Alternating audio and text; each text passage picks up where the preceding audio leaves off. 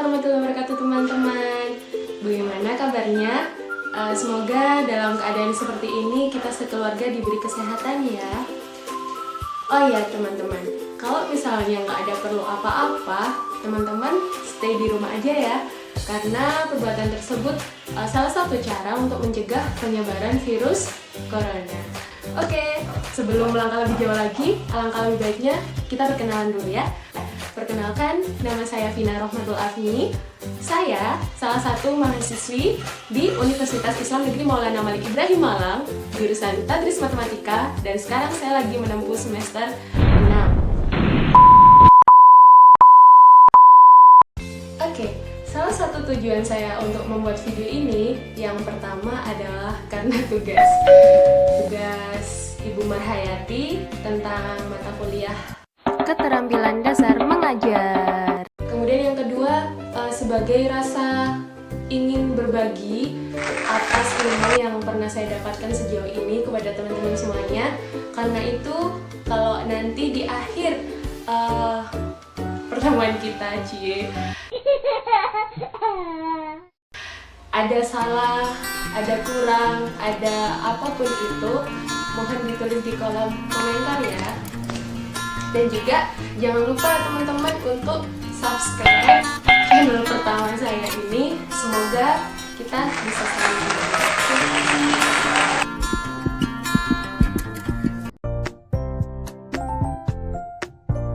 Oke teman-teman, kita akan belajar tentang trigonometri. Tetapi sebelum kita belajar tentang trigonometri, alangkah lebih baiknya kita mengetahui tentang sedikit sejarah tentang trigonometri. Teman-teman tahu nggak trigonometri itu ada sejak kapan? Ternyata trigonometri itu sudah ada sejak 3000 tahun yang lalu loh. Wow, udah lama banget ya. Tepatnya yang pertama di Mesir kuno, yang kedua di Babilonia, dan yang ketiga yaitu di peradaban Sungai Indus. Nah, untuk penemu sendiri, yang pertama ada Hipparchus, yang kedua ada siapa? Ayo. Aryabhata, Dan yang ketiga ada siapa? Ayo. ada Ptolemy, Dan yang dikenal sebagai bapak trigonometri siapa? Ayo. Ini juga termasuk salah satu matematikawan muslim yang masyhur pada masa itu. ada Al-Batani. Nah, setelah kita mempelajari tentang sejarah trigonometri, sekarang kita langsung masuk ke pembahasan trigonometri. Oke, trigonometri, yaitu kita nanti akan membandingkan sisi-sisi segitiga siku-siku. Sekarang saya punya segitiga siku-siku. Karena siku-siku di sini ini siku-siku, dan sudut di depannya ini saya kasih nama alfa, sini beta. Nah, dalam aturan trigonometri ada yang namanya sinus. Sin, yaitu depan per miring. Saya singkat ini aja. Ya. Kemudian ada kosinus, yaitu samping bermiring. Kemudian ada tan, yaitu tan ini sendiri nilainya sin dibagi cos. Teman-teman, misal kita ingin mencari sinus alfa. Sinus alfa berarti di depannya sudut alfa, sisinya segitiga yang mana? Oke, Y. Berarti dia sini ya misalnya. Sin alfa berarti depannya mana? Y. Berarti sisi Y dibagi miringnya yang mana? R. Y.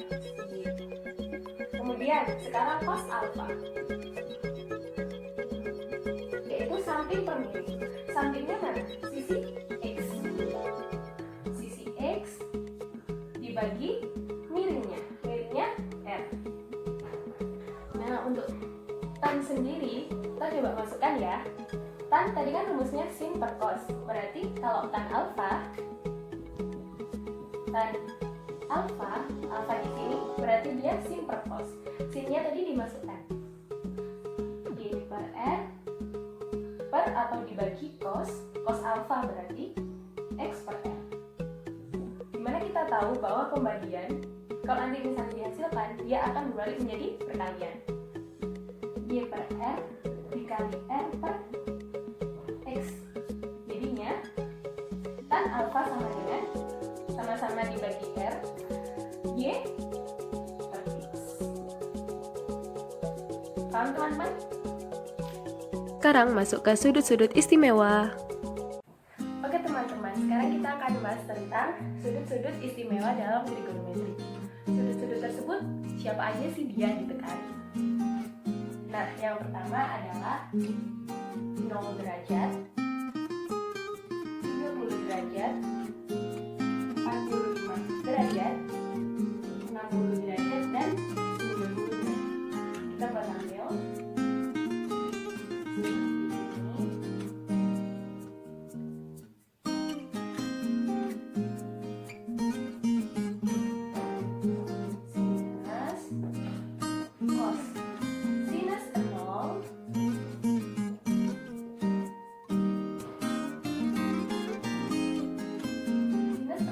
dia nilainya 0.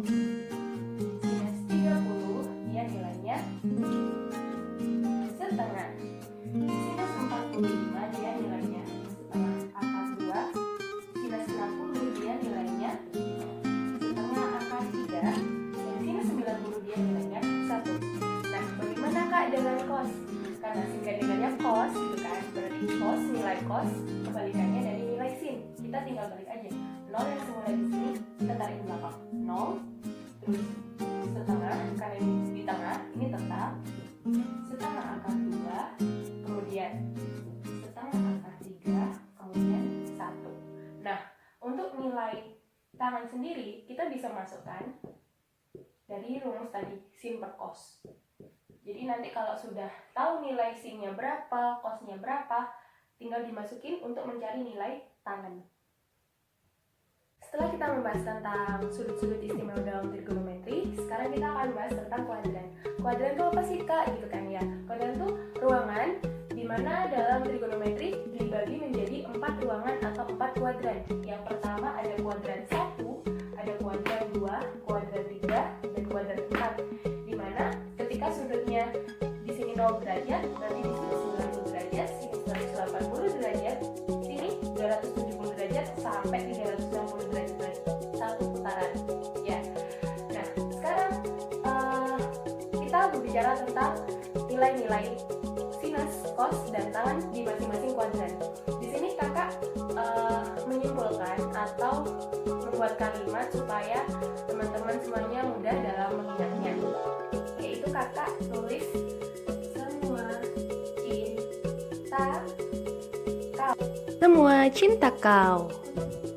Nah, gimana itu Kak? Kok bisa semua cinta kau? Nah, khusus di kuadran 1, nilai sin, cos, tan, makanya kakak sebut dengan semua, nilainya positif ya.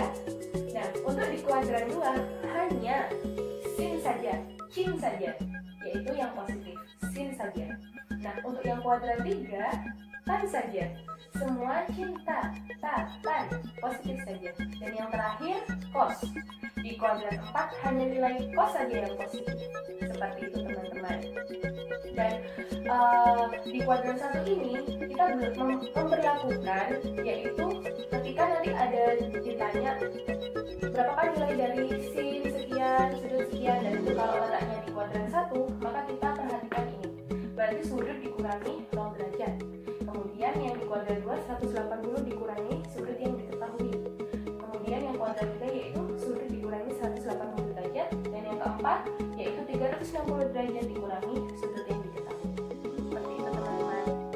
Teman-teman, selain sinus, kosinus, dan tangan, ternyata ada 3 aturan lagi dalam trigonometri untuk menentukan nilai dari suatu sudut. Yang pertama ada apa yuk? Kosekan.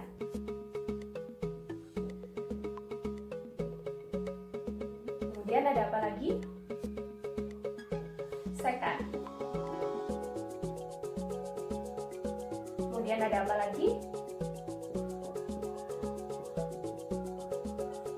Kotangan. Nah, untuk mencari nilai kosekan, dia bisa ditulis seperti ini. 1 per sin. Kemudian untuk sekan, dia bisa ditulis seperti ini. 1 per cos. Dan untuk kotangan, dia bisa ditulis 1 per tan. Nah, teman-teman, hal ini juga akan berpengaruh pada suatu nilai di masing-masing kuadran. Saya ingatkan lagi, saya gambarkan lagi ya. Ingat-ingat, tadi sebelum saya mau menuliskan di kuadran-kuadran, tadi ada kata apa? Semua, cinta, kau. Dimana jikalau dia di kuadran 1, nilai sinus, kosinus, dan tangen dia bernilai positif. Maka dari itu di kuadran 1 semua nilainya positif. Untuk di kuadran 2 hanya sinus saja, sin, yaitu sinus yang positif. Nah, di sini sinus temannya siapa? Kosekan. Berarti di kuadran 2 nilai kosekan juga bernilai positif. Nah, untuk di kuadran 3 berarti apa? Tan. Tan di sini temannya siapa? Kotangan. Berarti di sini yang di kuadran 3 yang positif tidak hanya tan saja, tapi dengan kotangan. Kemudian di kuadran 4 kau yang berarti kos. Kosnya positif berarti kos temannya siapa? Sekan. Berarti sekan juga bernilai positif. Sekan. Nah, seperti itu teman-teman. Jadi gampang kan? Teman-teman, dari tadi kan kita sudah belajar tentang sejarah, sudah belajar tentang trigonometri, sudah belajar tentang sudut-sudut istimewa, sudah belajar tentang ya pokoknya materi-materi awal-awal itu tadi. Nah, langkah lebih baiknya kita sekarang langsung ke menuju contoh soal biar lebih paham, lebih mudah memahami lagi. Oke? Nah, saya di sini punya contoh soal yang pertama. Diketahui tan B adalah 7/24 yang berada di kuadran 1. Sedangkan yang ditanya, tentukan yang A, second B, dan sin B. Nah, jika ingin menyelesaikan soal ini, bolehlah kita menggambarkan segitiga tersebut. Seperti ini. Jadi siku-siku ya. Tan B berarti kalau tan dia tuh rumusnya apa? Kalau disimbolkan dari tadi, depan per samping. Tan sama dengan depan per samping. Karena di sini siku-siku, bolehlah di sini sudutnya B. Ya. Maka dari itu tan B sama dengan 7/24 berarti sebagai depan yang mana? Depan yang mana? Ini seperti ini. Yang di sini kan berarti depannya berapa? 7. Karena udah depannya 7 berarti yang bawah samping dong. Sampingnya mana? Oke, 24. Kita tahu bahwa ini termasuk bilangan triple Pitagoras. Kalau mau mengingat-ingat lagi bolehlah kita hitung. Berarti sisi miringnya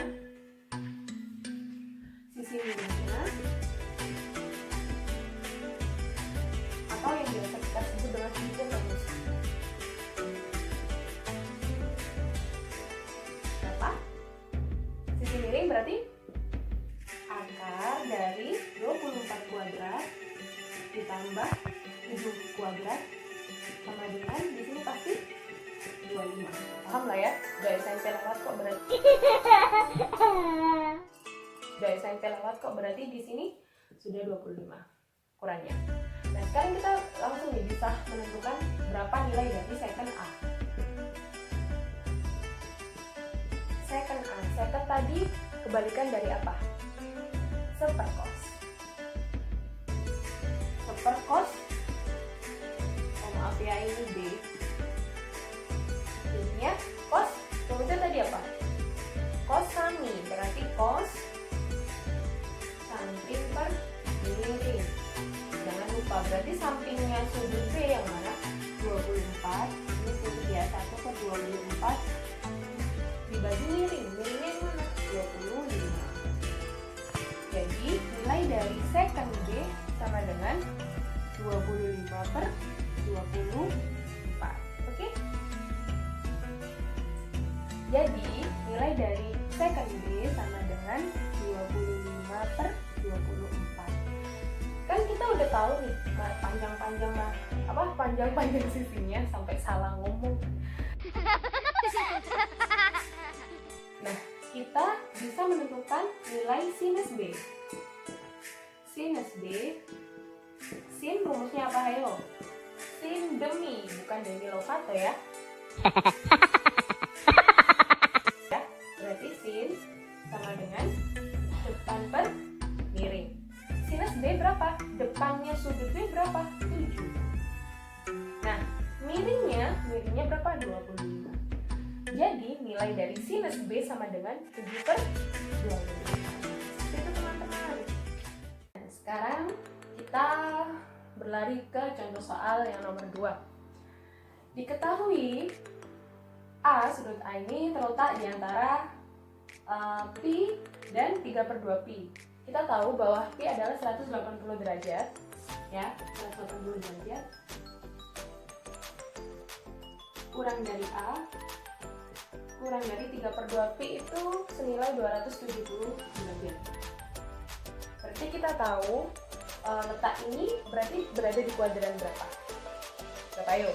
Nah, kuadran 3. Dan diketahui lagi kotangan sama dengan akar 5. Kotangan itu apa sih? Kotangan itu kebalikan dari tan. Berarti kotangan A, sini, kotangan A sama dengan akar 5. Boleh saya tulis akar 5 per 1 ya, jika nanti kita masukkan ke segitiga. Seperti ini. Misalnya sini A. Berarti kotangan A, kalau tangan dia apa tadi? Depan per samping. Berarti kalau kotangan A berarti kebalikan dari tan, yaitu samping per depan. Sampingnya berarti 5, akar 5. Akar 5 berarti sampingnya sudut A mana? Ini kan, berarti akar 5. Terus depannya 1. Berarti kita bisa mencari hipotensanya atau sisi miringnya. Berapa? Kita tulis hipotenusa. Oke? Berarti dia akar kuadrat dari akar 5 kuadrat ditambah 1 kuadrat, berarti dia akar 6. Ya teman-teman, perlu saya ingatkan lagi, kalau dia letaknya di kuadran 3, berarti ingat sin kau yang tadi ya. Berarti dia kalau dia kotangan letaknya di kuadran 3 positif, benar ya, karena kotangan temannya tan. Oke, berarti nggak ada masalah. Kita next. Yang ditanya apa sih? Sinus A plus cos A. Ketika semua sisi-sisi segitiga udah diketahui, kita udah tahu nilainya depan, samping, miring berapa, ini kita bisa menentukan nilai sinus A. Sinus A rumusnya apa yuk? Sin Demi, bukan Demi Lovato lagi ya. Depan per miring. Depannya sudut A berarti berapa? 1 per miringnya. Miringnya berapa? Akar 6. Ingat, karena di kuadran 3 yang hanya bernilai positif, dia adalah tangan sama kotangan. Tangan dan kotangan. Jadi selain tangan dan kotangan, dia nilainya negatif. Kurang kelihatan ya? Negatif 1 per akar 6. Kemudian nilai dari cos A. Cos A berarti cos, nilainya cos berarti apa? Rumusnya tadi cosani, bukan semi si morantir ya kali ini.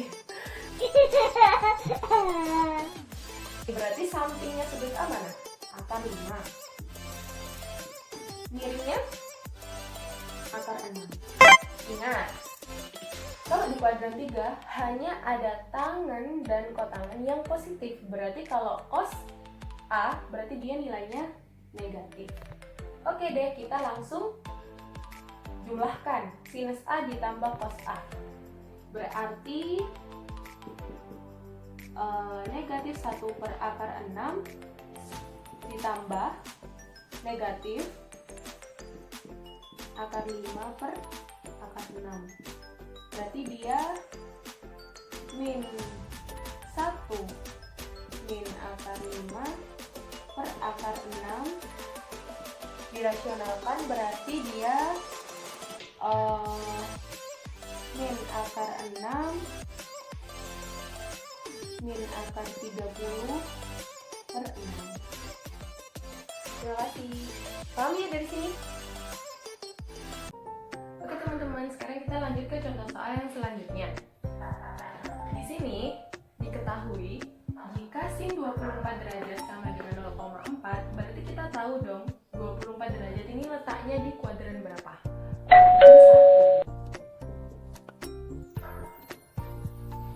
Berarti benar juga kalau nilainya dia ini sinusnya positif ya ya. Sekarang dari bentuk ini, bentuk yang diketahui, kita bisa tulis dong kalau rumusnya sin itu apa? Yuk, sin sama dengan depan per miring. Berarti depannya berapa? 4, miringnya karena dia 0,4 berarti dia per 10. Kita sederhanakan, sama-sama bisa dibagi 2. 4 dibagi 2 berapa? 2, 10 dibagi 2 5. Nah, kalau sudah tahu bentuknya depan, nilainya depan berapa, miringnya berapa, kita langsung masukkan ke segitiga Pitagoras. Hah? Segitiga Pitagoras? Maksud saya segitiga siku-siku. Nah, ini baru benar. Berarti sini saya tulis 24. Ini kan 90 derajat ya. Berarti sini berapa? 66 derajat. 24 derajat berarti miliknya ini kita lihat depannya berapa? 2. Depannya sudut 24 derajat 2. Terus miringnya 5. Berarti kita bisa tahu panjang depan miring sampingnya. Berarti kita cari samping sama dengan akar dari 5 kuadrat dikurangi 5 kuadrat dikurangi 2 kuadrat. Berarti berapa? 25 dikurangi 4, berarti dia akar 21. Nah, setelah ketiga sisi segitiga siku-siku kita ketahui, bisa dong kita menentukan sinus 66 berapa. Oke, kita nomor ini dulu ya, pembahasan berapa nilai sinus dari 66 derajat. Sin 66 derajat, berarti rumusnya sin apa? Depan per miring, berarti depan per miringnya, depannya sinus 66 berapa? Akar 21 per miringnya berapa? 5. Paham dari sini? Oke, terus sekarang kita yang B. Cos 156. Kalau kita lihat 156 ini berada di mana? Kuadran 2. Kalau kuadran 2, ingat tadi pakai rumus apa? 180 derajat dikurangi sudut yang diketahui. Nah, jadinya untuk cos 156 derajat sama dengan cos 180 derajat dikurangi 156 derajat. Ini kurang derajatnya. Jadinya dia cos berapa? 180 dikurangi 156. 24. Karena dia di kuadran 2, berarti nilai semua cinta kau, berarti hanya sin saja yang positif, berarti dia nilai cosnya negatif. Berarti cos 24 negatif 24 kan di sini. Cos rumusnya apa? Samping per miring. Sampingnya berapa? Akar 21 per miringnya 5. Paham dari sini? Kemudian yang C. Sini aja ya. Yang C tan 24 berarti dia depan per samping. depannya berapa? 2. Sampingnya berapa? Akar 21. Nah, begitu teman-teman. Nah, mudah kan teman-teman? Nah, itu teman-teman, sekian dari saya. Nantikan video yang selanjutnya untuk membahas tentang materi lanjutan dari trigonometri dasar. Semoga bermanfaat bagi kalian semuanya. Dan jika ada pertanyaan, boleh kalian tulis di kolom komentar atau apapun itu, bisa CP saya sendiri atau mungkin ada keluhan. Terima kasih atas perhatiannya. Wassalamualaikum warahmatullahi wabarakatuh. Terima kasih teman-teman.